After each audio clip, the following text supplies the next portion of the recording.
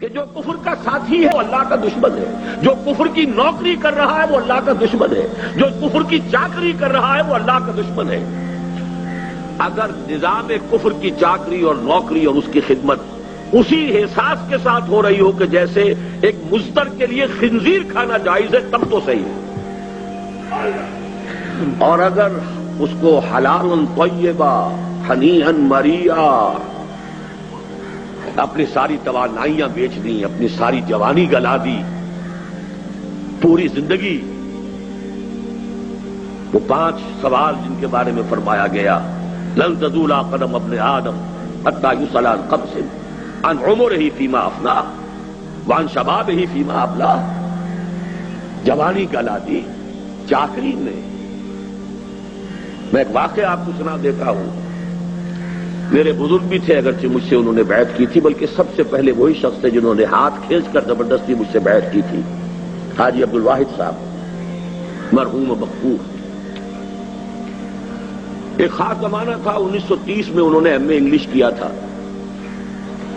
اس زمانے میں تحریک خلافت بھی ابھی ختم ہوئی تھی، ہجرت بھی کی تحریک تھی، وہ جوش و خروش تھا، ان کے اندر بھی جذبہ پیدا ہوا کہ دین کی کوئی خدمت کرے۔ پہلے وہ حج کے لیے گئے اور وہاں جا کر انہوں نے اپنے قیام کو 1 سال کے لیے طول دے دیا۔ مولانا عبید اللہ سندھی رحمت اللہ علیہ وہ وہاں پر مقیم تھے، ان کی صحبت سے فیض یاب ہونے کے لیے 1 سال گئے، اگلے سال کا حج کر کے واپس آئے۔ انہوں نے مجھے واقعہ سنایا، مولانا عبید اللہ سندھی انقلابی مزاج کے آدمی، آگ بھری ہوئی ان میں۔ اب وہ کہہ رہے تھے کہ چھوڑو اس نوکری کو، اس چاکری کو جو تم کر رہے ہو۔ کوئٹے کا ایک بہت اعلیٰ درجے کا ہائی اسکول تھا جس کے کہ وہ اس وقت ہیڈ ماسٹر تھے اور ڈائریکٹری وغیرہ کے لیے پروموشن ہونے والی تھی۔ انہوں نے کہا کہ حضرت یہ تو بات صحیح ہے، یہ بھی ہے وہ بھی ہے، لیکن دیکھیے جمعرات کی روٹیاں تو ہم سے نہیں کھائی جاتی، یعنی آخر معاش کے لیے کچھ کریں گے، یہ تو نہیں ہم کر سکتے۔ تو پہلا رد عمل تو ان کا یہ تھا، ہاں بھائی واقعی آپ کی بات صحیح ہے، بہت صحیح کہہ رہے ہیں آپ، جمعرات کی روٹیاں کھا کر کیسے آدمی کام کرے۔ اور پھر کہتے تھے وہ کہ ایسا جلال آیا ہے ان کے چہرے کے اوپر، تمہیں شرم نہیں آتی؟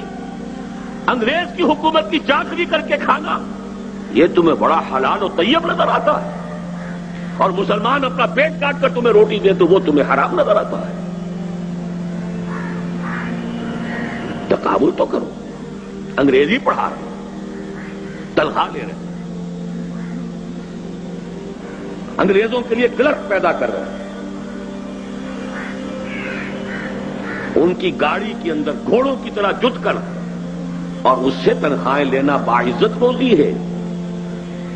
اور اگر مسلمان اپنا پیٹ کاٹ کر تمہاری کوئی خدمت کریں تو وہ بڑی تمہاری عزت نفس کے لیے بڑا چیلنج ہے، بڑی فرق تو صرف سوچ کا ہے،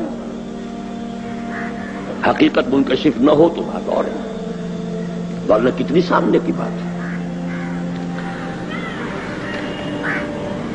یا ایھا الذین آمنوا قوا انفسکم واہلیکم نارا وقودھا الناس والحجارہ یا ایھا الذین آمنوا لا تتخذوا آباءکم واخوانکم اولیاء ان استحبوا الکفر علی الایمان۔ کفر کو کفر اصطلاحی نہ سمجھیے، نظام کفر کے ساتھ ہم آہنگی کفر ہے، باغیوں کے ساتھ روابط اور مراسم بغاوت ہے، یہ سب اللہ کے خلاف بغاوت ہے۔ دنیا میں آپ اس کی چاکری کر رہے ہیں، اس کی نوکری کر رہے ہیں، آسائشوں کے لیے، آرام کے لیے، عیش کے لیے۔